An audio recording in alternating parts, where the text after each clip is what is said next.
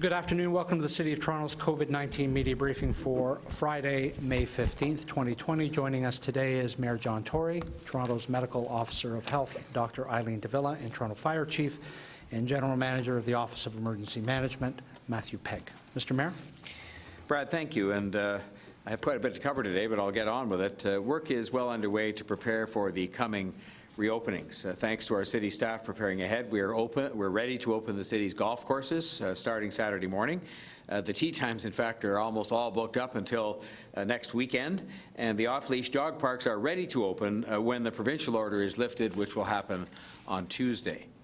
Toronto Public Health, our Emergency Operations Centre, the Toronto Office of Recovery and Rebuild, and every city division and agency have been working hard to prepare for the number of businesses and organizations that will be able to open as early as Tuesday. It bears repeating what was said yesterday, which is, please don't open if you aren't ready.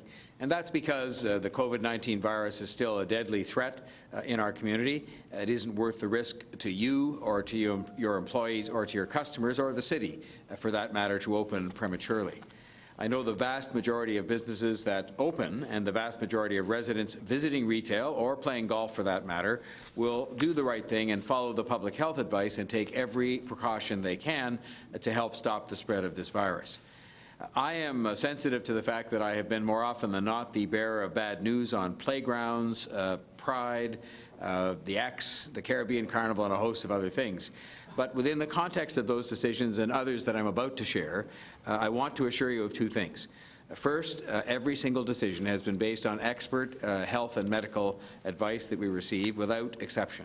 And second, those decisions have been made after careful thought and after balancing things like our economic interests, but with one core question always in mind, which is what is the right thing to do to protect the overall best interests of the people of the City of Toronto.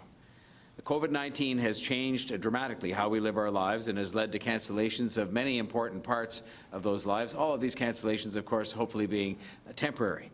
Toronto was one of the first cities in North America to cancel city permits for large events and parades up to the end of June, way back at the beginning when this pandemic took on emergency proportions, and many other cities have followed that lead. We also moved quickly to close city facilities, including our beloved community centres, to help stop the spread of COVID-19. These actions helped to keep people healthy and did, in fact, save lives, as did your actions. Staying home as much as possible, keeping your distance from others. Had it not been for your cooperation, which we're very grateful, deeply grateful for, the initial projection that we saw of thousands of lives possibly being lost in this city alone might have come true. It's become clear that while many aspects of life that have been locked down will be open by the summer, we will still be grappling with COVID-19 in the City of Toronto and trying to avoid higher risk scenarios that could help trigger a second wave and unnecessarily lengthen our restart and recovery.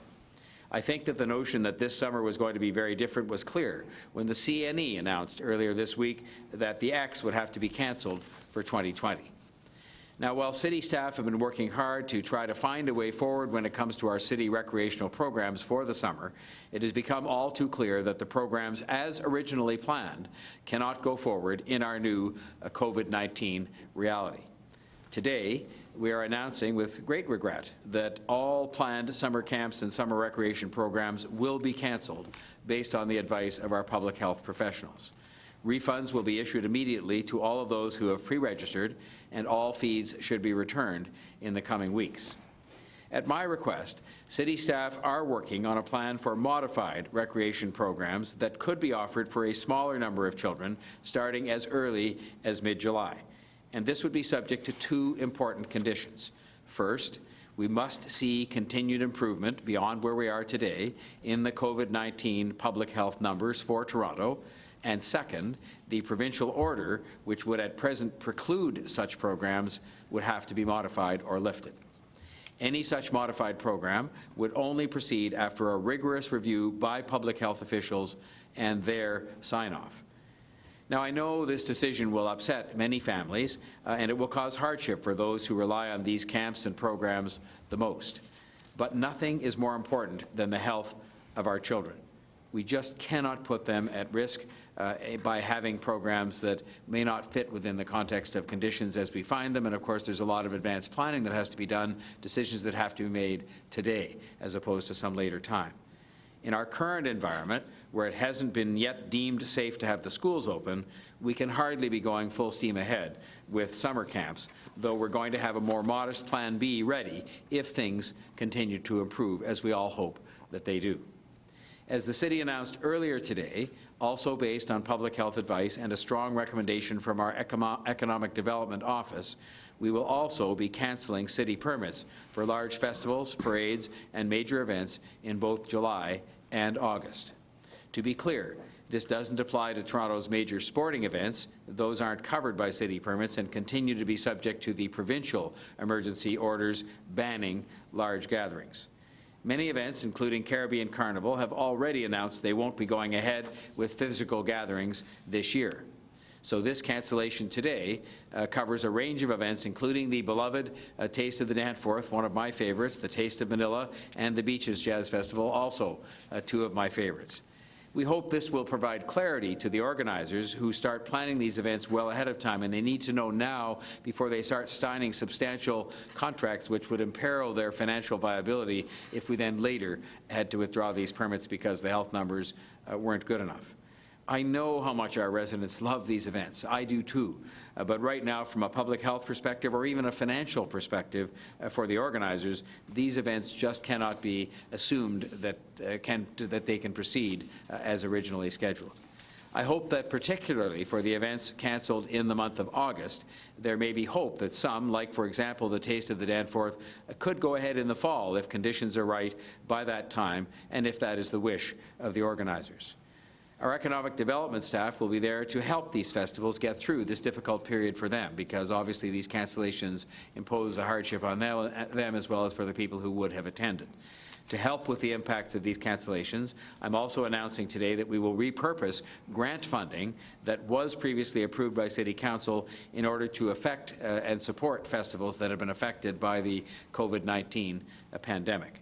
The city's Cultural Festivals Recovery Program will provide financial and in-kind support to defray financial losses for festivals that were cancelled due to COVID-19, to assist festival organizers to meet payments due to their suppliers, including in particular artists and small businesses, to help festival organizers maintain critical operations so that they can survive this year and begin planning for next, and to support planning and purchases that help improve public health and safety practices of festival organizers.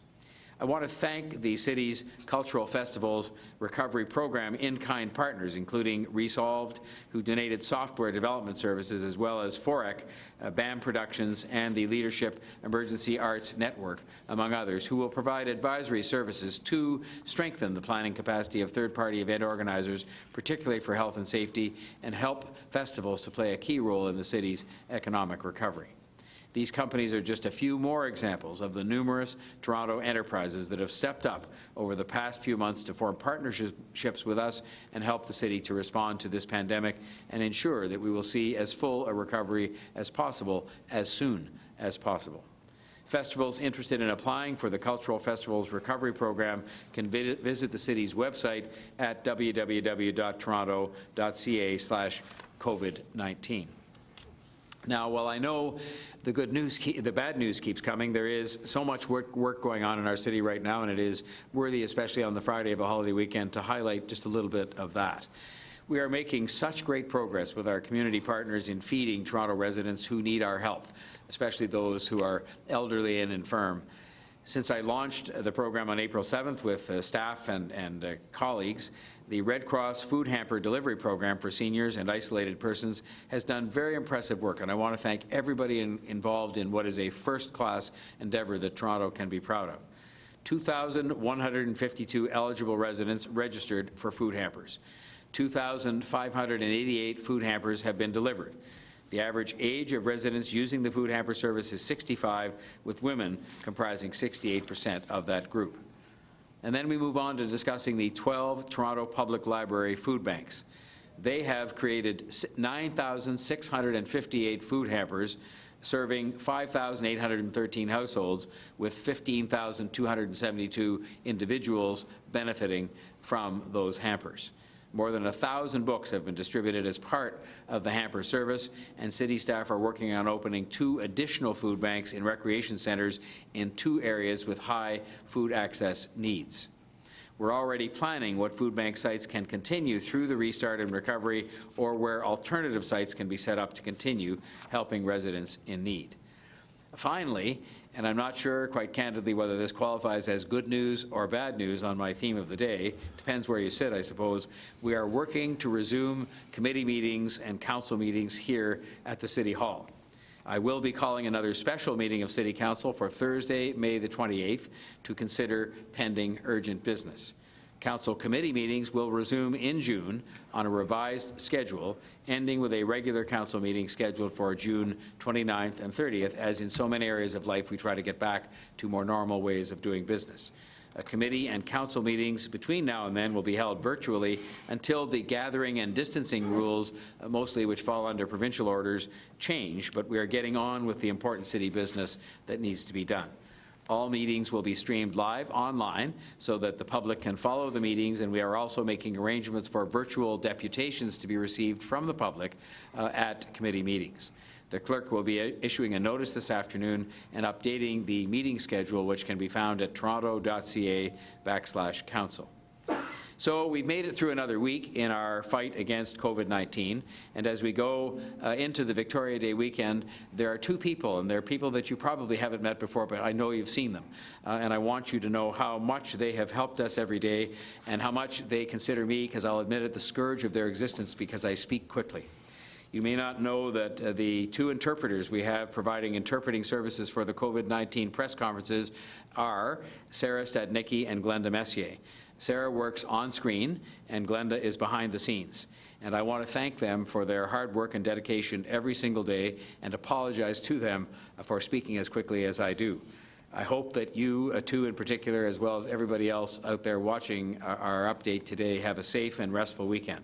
We encourage people on a continuing basis to stay safe and to remain around home if that's possible to stop the spread of the virus, but we're also now encouraging people for the sake of their physical and mental health, and just because it's a nicer time of year, to get out and enjoy our parks.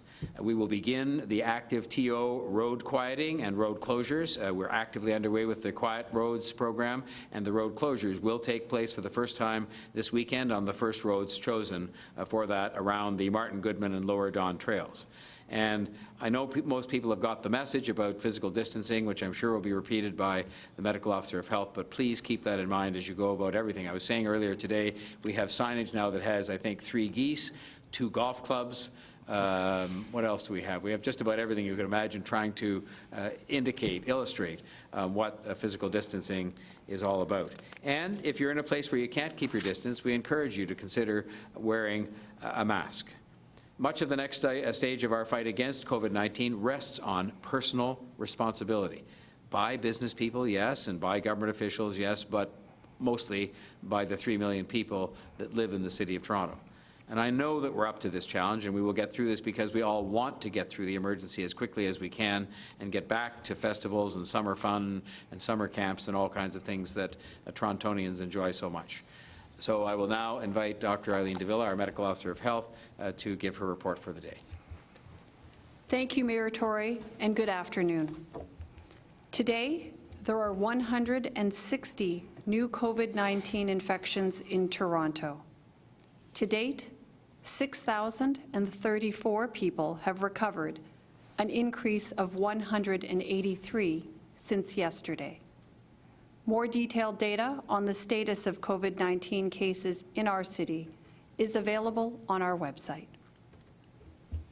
As I shared yesterday, we must continue careful data monitoring as we move towards recovery.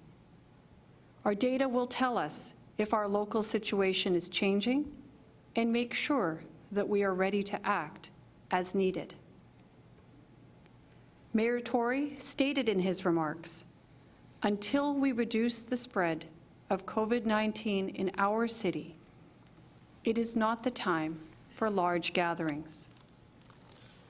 As we move to COVID-19 recovery, we need to look at our specific local circumstances as we follow the provincial recovery framework.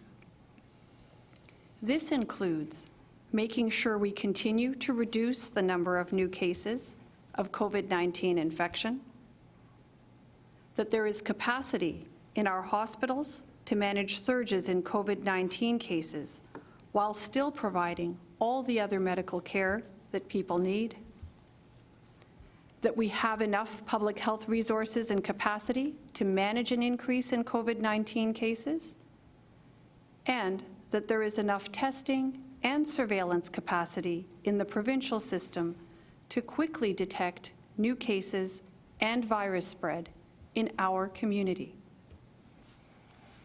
As Mayor Tory also shared in his remarks, all planned summer camps and summer recreation programs have been canceled.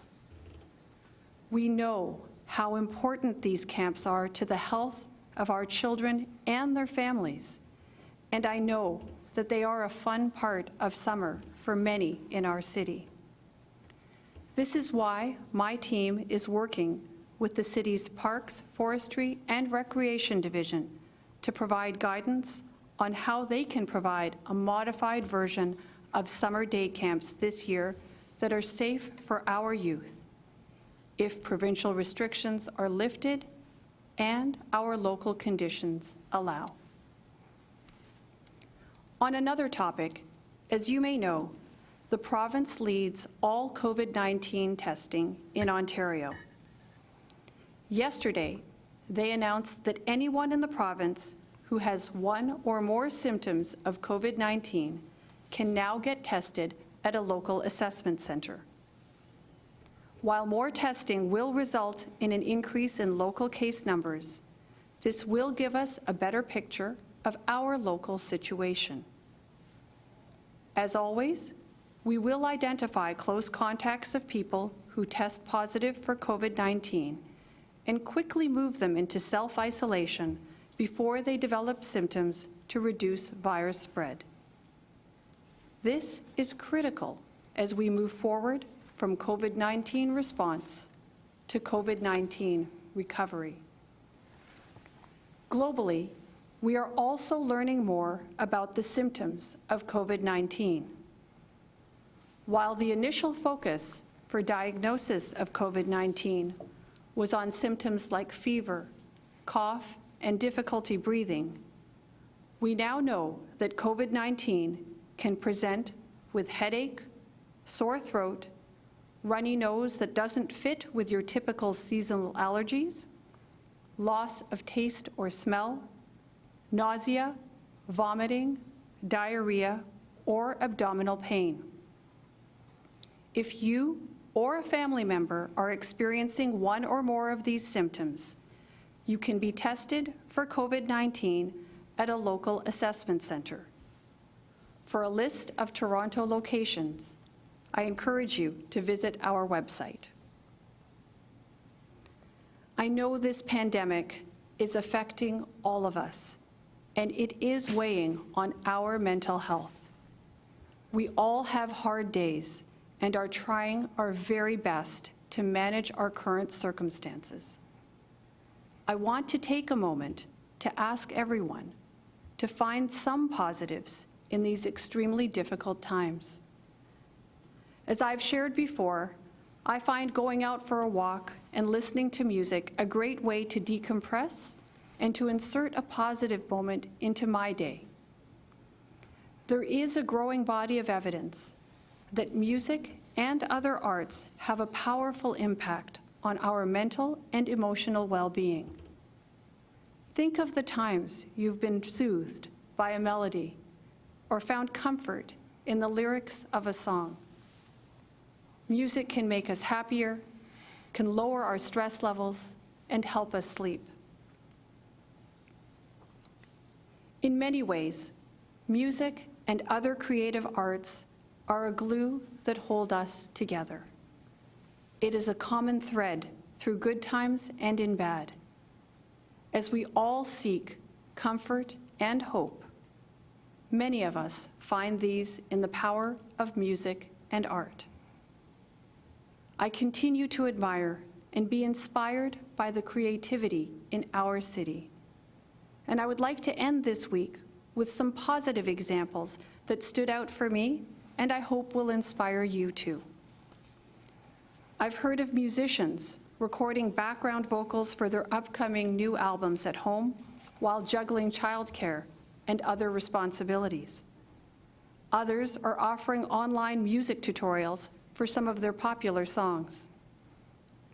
The Art Gallery of Ontario has made their collections and exhibits available virtually, and other art organizations are offering virtual art and creative writing activities. There is even a social media challenge asking people to share the 10 albums that have had the most impact on their lives. The popularity of this challenge further demonstrates the power of music. To everyone who is finding new and creative ways to share hope and joy, I say thank you. Your efforts to create and share your art with us at this challenging time is making a difference. Your leadership is inspiring, and your talents are helping many of us to keep our spirits up. In closing, I ask everyone to be kind to yourselves and to continue to be kind to each other. Reach out and check in on your loved ones. And if you or someone you know is feeling overwhelmed, remember, there are many services available for you by phone and online, and many of these are posted on our website. And finally, as you enjoy the long weekend, continue to practice physical distancing and continue, please, taking care of each other. I'll now turn it over to Chief Pegg for his remarks. Well, thank you, Dr. Davila, and good afternoon. You may recall that on May the 1st, Toronto Fire Services responded to a fatal fire in an encampment in the Mount Pleasant Road and Bloor Street East area of Toronto. And first and foremost, on behalf of all of us, I extend our sincere condolences to the family and the friends and all those impacted by that tragic loss. The risks that are encountered in encampments are very real. It is all too common for us to encounter numerous propane cylinders, gas cans, and other major hazards while performing search and rescue and firefighting operations in encampments. We have responded to 55 encampment fires this year alone, and 212 since 2017. What is even more concerning is that we've responded to 15 of these fires in the last 2 weeks. For context, following the most recent fatal encampment fire on Glen Road, which occurred on May the 1st, we took the necessary steps to clear this site of hazards. It took our staff a week and a half to clear the hazards and debris that were present on this site alone. On Wednesday of this week, we cleared the hazards from another encampment located under the Gardiner Expressway, where we removed more than 100 liters of gasoline and 17 propane tanks from that site. This is just one example of the extraordinary hazards that are often present in the encampments. Since the onset of COVID-19, the City of Toronto has monitored encampment sites and has continued to do all that we can to remove these types of major fire and life safety hazards. Our Streets to Homes outreach teams continue to be out, checking on people living outside and offering services, including viable and safe housing options. We have multidisciplinary encampment assessment teams in place that include staff from fire, police, and paramedic services, municipal licensing, and shelter support and housing. These teams are continuing to visit encampment sites to proactively identify and address life safety issues that may exist. Further, our Streets to Homes outreach teams provide important information on preventing the spread of COVID-19 and make referrals to shelter, healthcare, and other social services as required. Since the COVID-19 pandemic began, 97 people have been moved into spaces that provide 3 meals per day, access to washrooms, showers, and clean drinking water, and that also include 24/7 staff support, security, and case management services that are focused on long-term housing and other needs, including harm reduction supports. When someone is moved from an encampment to an indoor space, the city provides transport for both them and their belongings. Anything that is left behind at the site is then cleaned up and disposed of by city staff.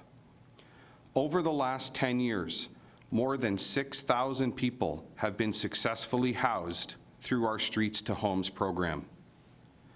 This morning, we learned that some people are encouraging people to move into vacated encampments. Further, we learned that protests were organized, which resulted in our staff being directly interfered with in the course of their duties this morning. These staff were working on Lakeshore Boulevard at both Bay Street and Spadina Avenue, actively working to relocate residents living outdoors and in clearing the safety hazards that were present. In collaboration with our enforcement partners, we will be addressing these concerns directly and formally with those responsible for these actions. Anyone who facilitates, suggests, or encourages anyone to remain in, let alone to move into an encampment, is simply placing lives at risk.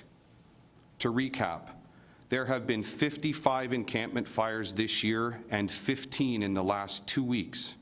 On May the 1st, one of our residents died in an encampment fire. The City of Toronto has moved quickly to create effective solutions and options for our residents who find themselves without shelter. We are working hard to remove the risks and dangers that encampments pose. Our teams are working non-stop to respond to the COVID-19 pandemic in Toronto and are taking extensive action to provide the shelter and housing that our most vulnerable residents require. We are working around the clock to both manage the risks posed by COVID-19 and to ensure that we are able to implement the changes that are being announced regularly by the provincial government. Unfortunately, encountering situations like those we experienced this morning impact our ability to respond to COVID-19 and delay our city in being able to safely and efficiently return to normal. I appreciate everyone's assistance and cooperation as we work together to beat COVID-19. In closing, as we head into the long weekend, please do all you can to stop the spread of COVID-19 by following public health recommendations. As always, I remind everyone that toronto.ca/COVID-19 is the best source for up-to-date information on COVID-19 in Toronto. Thank you. Okay, thank you, Chief. Before we go to questions, just so you know, reporters on the line from staff, we have Marianne Bedard from our Shelter Support and Housing area, Janie Romoff from Parks, Forestry and Recreation, and Paul Raftis from Long-Term Care.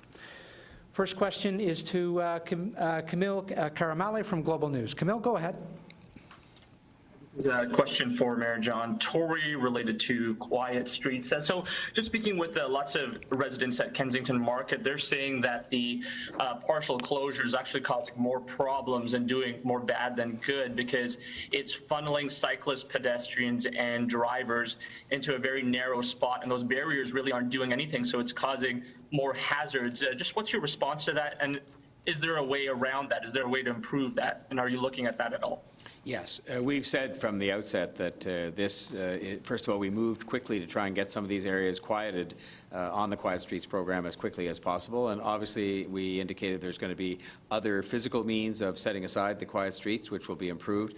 But also, I think, as we learn, and we've had experience with partial and full closures in Kensington before, but I think with all of these installations, we'll be moving as quickly as possible to get them put in, but then also examining the results, because the ultimate purpose of this is to make it safer for pedestrians and cyclists to get about, but still allowing some degree of local traffic to get around. And we'll be examining it continuously as we move to install the 57 kilometers of quiet streets. And even while we were there, we didn't see any enforcement. We saw a lot of vehicles, driving at a faster speed than they should, and cyclists and pedestrians all really going down a very narrow space. So and nobody was ticketing. So what's enforcement going to look like for these quiet streets? Well, obviously, when you have 57 kilometers of quiet streets, which I expect will grow, it is not going to be possible to have a police officer or parking enforcement person at every one of those places. So I think we're going to have to rely on people to see what will be improved signage as we have more time to indicate why the changes have been made to the street. And we will have some enforcement out there, but I'm just being honest in saying that there's not going to be a police officer on every street. So we're going to have to rely on people to understand why we did this, which was for the benefit of their fellow citizens and them, because frankly, the only people who are supposed to be driving there when it's all said and done are people who need to get to their own residence because they live on that street. Otherwise, there isn't to be any traffic there, and I think people will get the message soon enough. This is something that is a relatively new thing for Toronto. We've had traffic calming in places before, but not as many where we actually are saying it's local traffic only, and I think people will get that message. But we're going to help them in any way that we can, with some enforcement, obviously, but it's not going to be possible to be on every street every day. Okay, thank you. We'll go to Derek Dionarain from CBC News. Derek? Thanks, Brad. This question is for Mayor Tory and for Marianne as well in regards to the clearing of homeless encampments. What is the specific policy regarding which camps are cleared away? And, with so many people living in tents, is there space for everyone being evicted to move to housing, particularly when some of these folks say they don't feel safe in shelters? Well, the whole purpose throughout, and Marianne can talk about all the details that you want, the whole purpose throughout has been to offer housing options to people. That's plural. And that has been done, I think, very well by our staff. And the encampments, there's been plenty of notice given, and during the time of the notice, there's been strenuous efforts undertaken by city staff to offer housing options to people so that they can be somewhere else at the time when the camp is then cleared, with their belongings having been taken with them, as the chief said. And the long and the short of it is this. What we need are shelters and housing, and I think we all agree on that. And I think I would say to you that the efforts we've been undertaking to dramatically and rapidly increase the supply of affordable housing, to take steps to have more supportive housing available, have been, I think, a remarkable testament to the capabilities of our staff and the determination of the administration to do that. But shelter and housing of that kind represent the answer, not tents. And when you hear of the safety and health hazards that are represented by those encampments, then I think you understand that what we're doing by giving notice, providing housing options, and then clearing out those camps is the responsible thing to do, which I think would be supported by the vast majority of the citizens of the City of Toronto. Marianne, can you add to that, please? Certainly. Thank you, Mr. Mayor, for those comments. There are two typical times where we're clearing encampments. The first is obviously the whole purpose of the Streets to Homes program is to work with people who are staying outside to identify opportunities for them to come inside to safe space.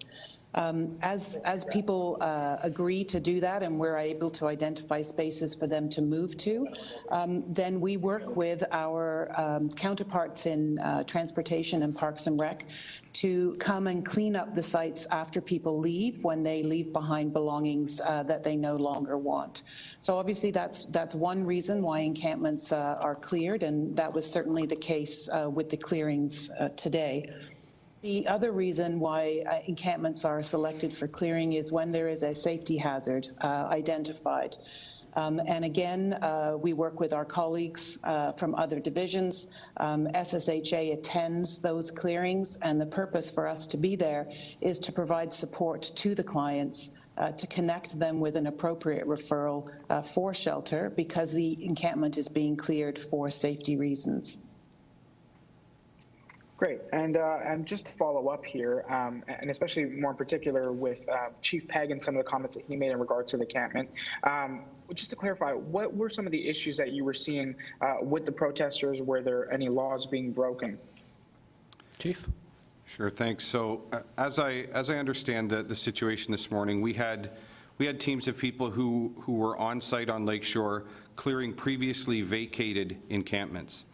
And in the course of doing that, they were met by a number of protesters who engaged them, and of course, as a result, made it very difficult for them to do their work. As a result of that, our staff did, I think, what is the reasonable and appropriate thing, which is to withdraw and move on, and managed to navigate that situation in a respectful manner. Notwithstanding that, the protests certainly impeded their ability to do their important work, to clear the hazards that existed on the site, and placed a number of staff members in an unnecessary and an uncomfortable position. And of course, those are concerns that have been expressed. So as I said, we're following up on that. Like with any complaint or concern that arises, there's a due process of investigation that needs to be undertaken. That will happen. And as I said in my remarks, we will follow up formally with those responsible for the overarching goal of making sure that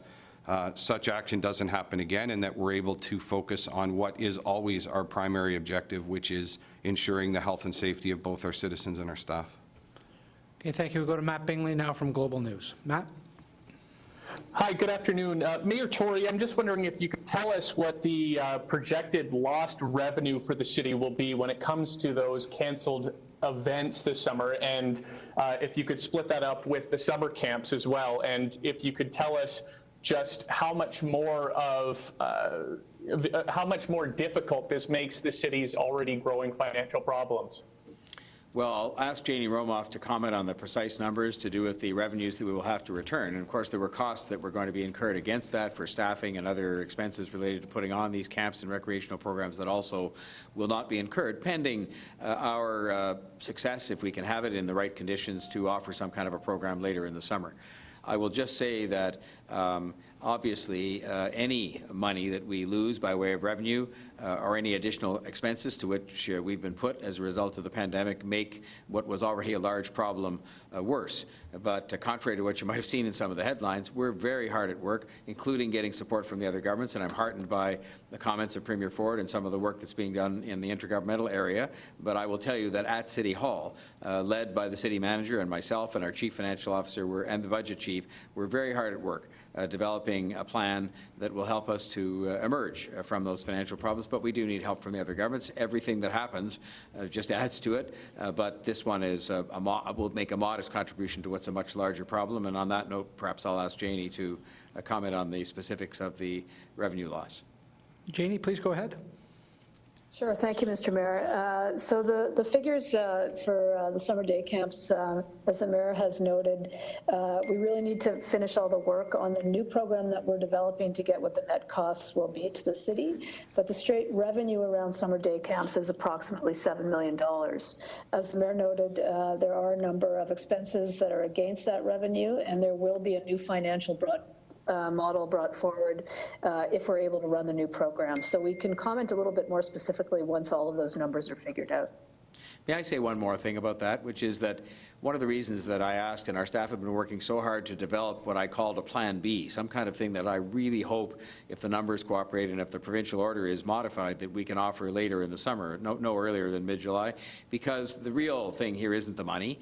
The real thing here is that there's a lot of families, a lot of kids who aren't just excited about going to camp, but where it forms an important part of community building and of supporting families and kids, including in particular ones that may be from a more disadvantaged or marginalized circumstance. And so that's the real tragedy of this, but we have to place health first, and we're just hopeful that the Plan B might be able to be implemented if we get some cooperation from our health efforts and also from the provincial order, which I expect will have been modified by then. And Dr. Davila, you mentioned the fact that you're looking into some sort of alternate plan if the conditions are right for kids. But I'm just wondering if those factors aren't available, how concerned are you about the lasting effects of having all these kids really sitting around with a sedentary lifestyle and the burden that could put on the system later on? Well, I think you're already implying that there are clear health risks associated with not having outdoor activity, and we've talked about that quite a bit. Clearly, going to camps and having these opportunities to socialize with other children, and for the counselors as well, it's an opportunity to be able to get job skills and to learn some leadership skills. There's lots of positives associated with the camp activities that the city runs on a regular basis. So that's why we are working very hard with our colleagues at Parks, Forestry and Recreation to see what can be done to be ready, in the hope that our circumstances change for the better and that we can provide that kind of opportunity for kids and families in the city. It is incredibly important, and we will do everything we can to make sure something like that happens, assuming that we get to the conditions where it can be safely done, because it is all about health and safety, and we do mean health in every respect. Okay, thank you. We go to Mark McAllister now from City News. Mark? Let me pick up on that notion and to ask specifically, and I might be hypothesizing here by asking you to give us perhaps an example of what one of those alternative camp programs might look like. Well, they would be programs that would have to take account of the physical distancing requirements and of, frankly, some of the challenges involved in having kids understand that life has changed for us all, and kids are kids. And they're not necessarily going to, if they're 6 or 7 or 8 years old, understand that as well. So we have to take account of a staffing model that's different, a spacing model that's different, depending on where you're conducting these camps. And so, as I indicated in saying that we're working on a Plan B, the Plan B would probably only work, could be made to work, given everything we have available to us, for about half as many kids as might have been the case if the regular camps had been able to proceed. But we felt it was very important to try and develop a Plan B, health numbers permitting and provincial orders permitting, that we could implement later in the summer for at least half. And we're talking still about a number that's in the 40,000, 45,000 range.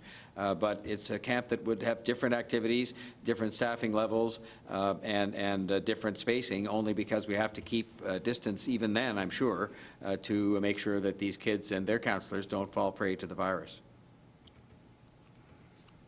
On an unrelated matter, Mayor Tory, you took part in a meeting earlier this week regarding a new housing development in Scarborough on Warden, I believe it is. You said, and correct me if I'm wrong, that there should be a balance between the need for new affordable housing units and the wishes of the community. My question is, shouldn't the urgency for more affordable housing as a result of everything that's happening right now push these projects to include more affordable units? That's why we're taking 11 pieces of city land, soon to be added to by other pieces we'll put forward in the next very short period of time, and converting them for use in new rental stock, which is needed in the city as well, but also affordable workforce housing. And the point I was making on that broadcast, as I'll make again tonight, we are placing a huge emphasis. There will be more affordable housing, workforce housing, built by this administration than any other previous administration in history in the time that we've done it in the last couple of years. We were not making our targets anywhere near, and now we've dramatically increased those targets, and we're actually getting on with building the housing. But on that very same public meeting, and that's why you have public meetings, you had a person on there saying we shouldn't be building any or very little of this affordable workforce housing, and you had a person saying we were building far too little on the same piece of land. And our job is to take the priority we were clearly given by the voters in the last election, and which would be still true today, which is to build as much affordable workforce housing as possible, and build it. But we have to do so within the maintenance of public confidence. That's why you have public meetings. And I'm content that what we're going to do over time on all of these pieces of land is build thousands upon thousands of affordable workforce housing units that wouldn't have existed if it wasn't for this initiative. And so I think to dissect it and sort of say there's not enough here and there's too much over there is not a productive exercise. I'm looking overall to meet the targets that I committed to the voters that we would meet for affordable workforce housing, and I can assure them it will be done. Okay, thank you. Next question to Jennifer Pagliaro from the Toronto Star. Go ahead, Jen. Hi, everyone. I know that Mayor Tory and Dr. Davila, you acknowledge that a lot of people rely on these day camps for childcare, not only for obviously kids' enjoyment. I'm just wondering what discussions you've had with your provincial counterparts, and if there's any indication that there will be the ability for daycares to open in the summer months as a regular alternative. I have not participated in any discussions on that precise question of when childcare facilities might be able to be reopened. I know that we get sort of bulletins every day that are all kind of through informal channels about what's under consideration and what isn't. And so we knew about some of the elements like libraries for stage 1 last night or the night before last. We're obviously recognizing one of the, I think, the two biggest priorities that we have to look at in the entire recovery and restart process are public transit and how we manage that in a way that is going to be conducive with public health and safety, and childcare, because obviously if people are going to be coming back to work, in many cases they need childcare. But it's not something that as yet we have any answer on with respect to their deliberations on when that can be reopened to go along with some of the reopening of the economy. And I think if I can just add to that, with respect to the health benefits, both for the children and the families in respect of camps, we know that it certainly has been an active point of discussion amongst medical officers of health around the province. And we are certainly engaging our provincial colleagues on this issue because of the many benefits associated with attendance at camp. So, right, trying to still be mindful of our COVID-19 circumstances, trying to balance out all the various benefits and risks. That's a very active discussion, and we look forward and hope that we will be in a better condition, that we'll have better numbers in respect of our COVID-19 situation, and that we hope to find ourselves in a situation where we can offer some kind of camp program for children and families in the city. Thanks. And just on another topic, I wonder if there's any update on any conversation about helping the city financially overall. I know that council members were updated and there still hasn't been any substantial direct contribution by either government. So I just wonder if there's any cooperation or coordination that you can speak to. There is no specific commitment that has been made as yet, but I think this was a week in which huge progress was achieved, and I thank my colleague GTA mayors from the 10 biggest cities in the GTA for joining me in urging Premier Ford to come forward and say that he would commit himself and his government to helping, and urging the national government to take part in those discussions, which he did. And he did it in a very forthright, unqualified way, and I thanked him for that. I phoned him to thank him for that, because I think it will now move the national discussion, which I gather has begun, and I'm very hopeful that between the national government and the provinces, my concern, of course, is with the province of Ontario, that they will soon move to make some initiative public that will help cities across this province and across the country, because that will facilitate a faster, stronger recovery of the economy, which I think everybody wants in Toronto and elsewhere right across the country. Okay, thank you. Next question to Jeff Gray from the Globe and Mail. Jeff? Thanks. Hi, everybody. I just wanted to circle back to the issue of the encampments.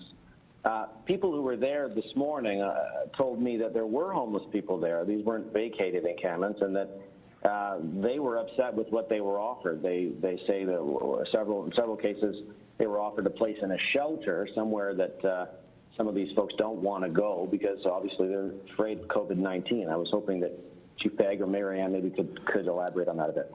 I'll ask Marianne Bedard to help you there. Jeff, go ahead, Marianne. Thank you for the question, Jeff.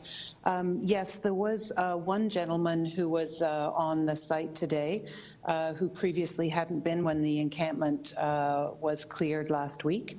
And he was offered an indoor placement. It was a shelter placement of which he did decline. But our Streets to Homes staff are very dedicated, and they continue to have a conversation with this gentleman to determine what his housing needs would be, and they did come to a resolution where he did accept a referral to another placement. I think it's important to know that as much as we try to provide people with a choice of where they're being offered, it is not always possible for us to do so. But we will always offer people an indoor placement before we clear an encampment. What we do ensure we are offering is that if there is a space being offered in a respite or a shelter, that those spaces are in programs that have already met the physical distancing guidelines. So we are not moving people into shelters that have, as of yet, not met those requirements. So these are safe sites, and as Chief Pegg identified, these are sites where meals are provided, where there are IPAC cleaning standards, where there's harm reduction services, caseworkers, housing supports. So, you know, it is far superior from a safety perspective for somebody to be in one of our shelters than for somebody to be in a tent under the gardener. So we do all that we can to encourage people to come inside to whatever sort of location we have to offer them. And we do work very hard to provide options to people, but often people don't get their first choice, but they will always be offered some sort of indoor placement. Okay, and just to follow up on that, I think you'd said, Marianne, a number of days ago that the city had reached 95% of its shelter system was now considered able to be physically distant, to have 6 feet between beds. I wonder if you could update. Have we passed that hurdle now? Where are we at now? We are continuing to do some of the last moves over the weekend. A couple of additional hotel programs have opened in the last few days, and so we are actively moving 100 or so people over the long weekend, and we hope that early next week we'll be in a position to identify that. We are asking all of our shelter operators to complete a survey indicating that they've met physical distancing guidelines, and then we will be following up with a quality assurance visit to confirm that that has been achieved.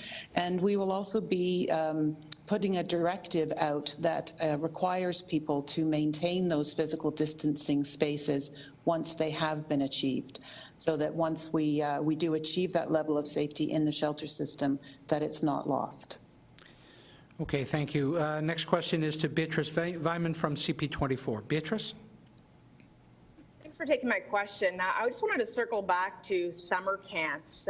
Mayor Tory, I imagine private camps will probably seek advice from Dr. Davila and our public health officials about what they should do. But how does today's announcement impact private day camps in the city like YMCA or Camp Crestwood? Has there any directive been given to them specifically?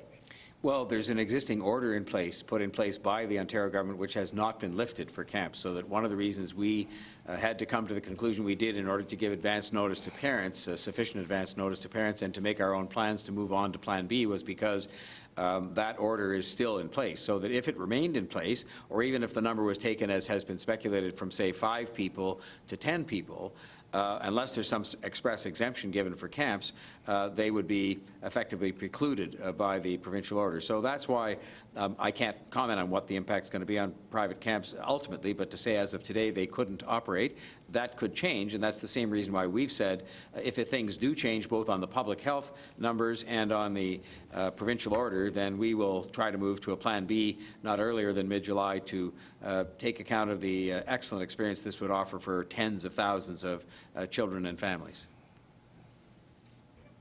Secondly, obviously this is a big blow financially, especially to nearly 2,000 part-time rec workers, most of them postgraduate students, university college students who rely on that income, many of them to pay for their schooling. What is your message to them today? Well, I'm disheartened entirely by this whole announcement. Each of these you come forward with cost jobs and cost people enjoyment. It costs benefits to families in terms of their kids benefiting, as Dr. Davila said, from the experience, and the counselors too. I do know in the case of some of those students who are without their summer jobs, if in fact we don't even proceed with a Plan B, that there is a special program put in place by the Government of Canada to take account of student unemployment and the prospect of students not being able to find jobs, and I hope many of them will fit within that program. And all I can say to them is I'm sorry that we've ended up in this place because of this global pandemic, and that we will have these camps back if whether we do or don't do the Plan B in the later summer. We'll have camps back full bore next summer when we've returned, I hope, to a much more normal life. Okay, thank you. Final question is to Lucas Meyer from News Talk 1010. Lucas? Thanks, Brad. And just a quick one, Mayor, just a clarification because I cut out there for a little bit. I just want to make sure I have this right. So the plan for active TO, for Camp TO, for July. So does that mean the city would have to come to its final decision at the latest, like end of June, mid to end of June? I'm just trying to think about when you would make that final call on Plan B, basically. One of the reasons that we said not before mid-July is because we thought that in the circumstances related to the stages of reopening of the city, the numbers that we have to look at with regard to public health coming from Dr. Davila, and the planning time that you need in order to go through another registration process and so on, was that it couldn't be earlier than mid-July, and that also implies that you would have to sort of make some announcement probably in about a month about those camps happening or not.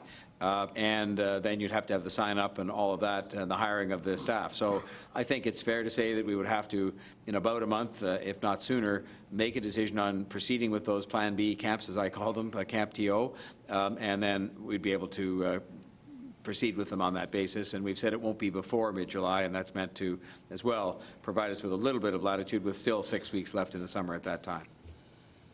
Thank you. You have a follow-up, Lucas? I'm good, Brad. Thank you very much. Okay, thank you. That concludes today's briefing. Just as we conclude, just an update. There will be no city media briefing this holiday Monday. The next scheduled briefing will be Wednesday, May 20th, and then Friday, May 22nd. Thereafter, we will hold these briefings 3 times a week on Mondays, Wednesdays, and Fridays at 3:45 p.m. Please have a safe and physically distant long weekend, everyone. Thank you so much.